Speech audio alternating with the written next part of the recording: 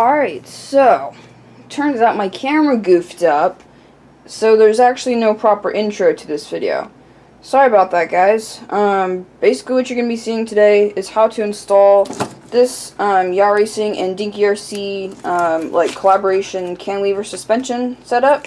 It's a really sweet suspension.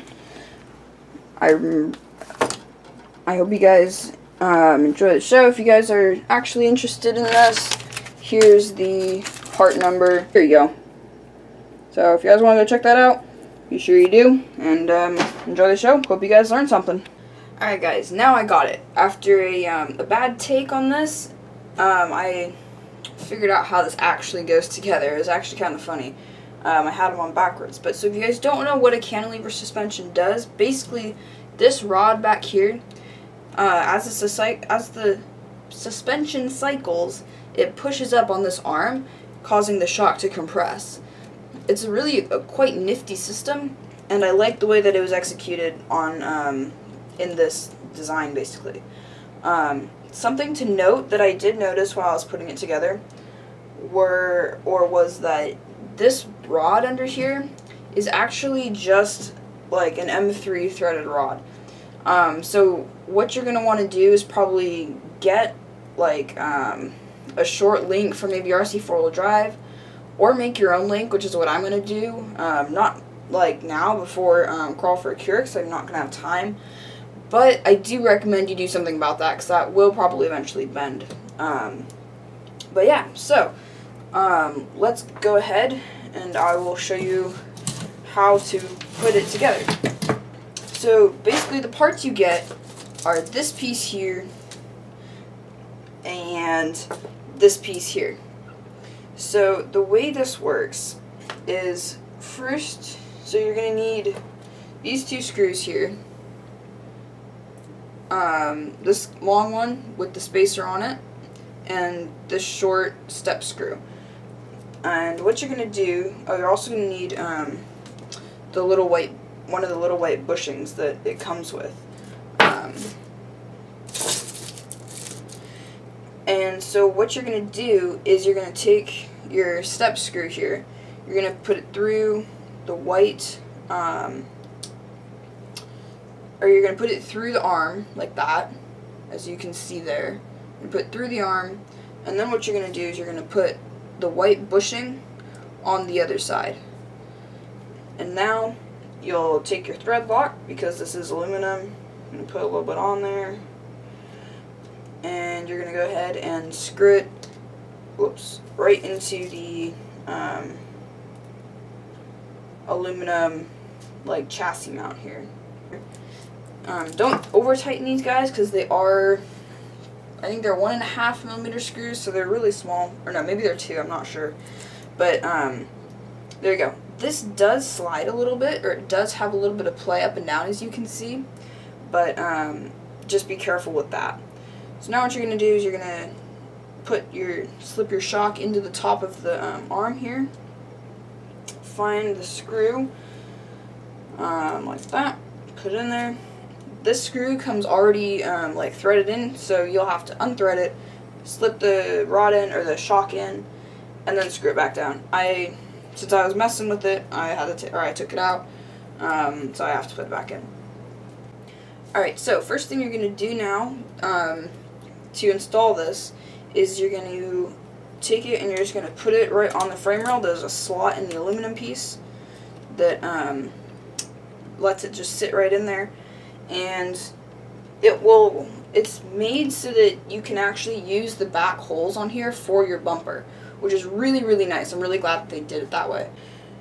So then all you're going to do is you're just going to, there's 2 holes in there that will line up with where your shocks would normally mount, but instead they mount this type of shock bracket. So rather than having your normal shock hoops, or like your normal SCX10 shock hoops on here, with these screw holes, you're going to be putting this cantilever suspension guy on there instead. And also when you're screwing these guys on, be sure you put only one screw in first, and then the others, because the holes I find are not actually lined up properly. which is annoying and that's not really good. So just be careful when you're doing that. I gotta find some other screws for this because this ain't working. Alright, so then the next thing that you're going to have to do is you're going to have to replace this screw there. And this screw that comes with it already has a bushing. I've just used a hollow ball as a bushing for mine. So you're just going to undo this screw and replace it with the one that is included. And then you're going to put the end of the, or you're going to put the cantilever suspension shaft on that screw, and that will be where it mounts to, basically. So take that screw out. There you go. There's the link. Throw away my spacer. Use the new longer screw. Do keep in mind that the new screw is longer, so you do have to actually use it. Or like you need more space, so you do have to use the new screw that they include. Throw in the new spacer. Can that and that in there. You're going to take this push rod, put it on that screw also, and put the nut on. There we go. Just put on the screw here, or put on this nut.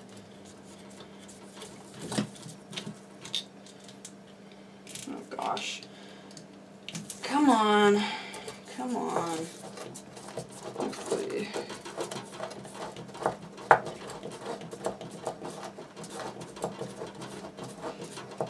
There we go. Alright, cool. So that's that. It's pretty much all put together now. So there you go. It all works. It's interesting. I'm not really sure how it's going to perform, to be honest with you.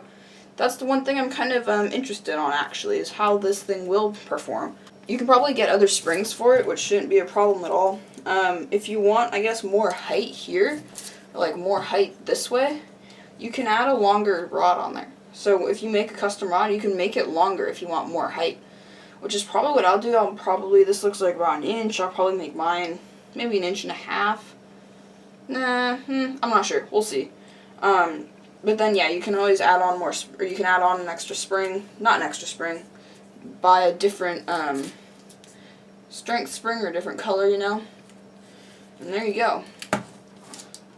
That's how it works. I love watching that. It's just so satisfying, wouldn't you say? But I mean, articulation looks pretty okay. I will adjust my whatever these are, the little, I don't even know what to call those, the little spring adjusters on there. But anyway, that's pretty much it for this tutorial. Hopefully you guys enjoyed. Hopefully you guys actually learned something from this, because I don't know if there's a video out there that shows really how to do this right now. So yeah, that's that. Hope you guys enjoyed. If you did, please leave a like, subscribe, comment down below. Let me know what you think. If this is a product that you would buy for your SCX10 or SCX10 2, it would probably work with that also based on what I'm seeing here. So, Crawl for a Cure is this weekend. We're getting closer by the day. Super excited. Be sure you check them out. I'll put a link to their website in the description, and Crawl for a Cure RC, which is their Instagram, down there also, along with my Instagram, which is highway49_RC, which you guys already know.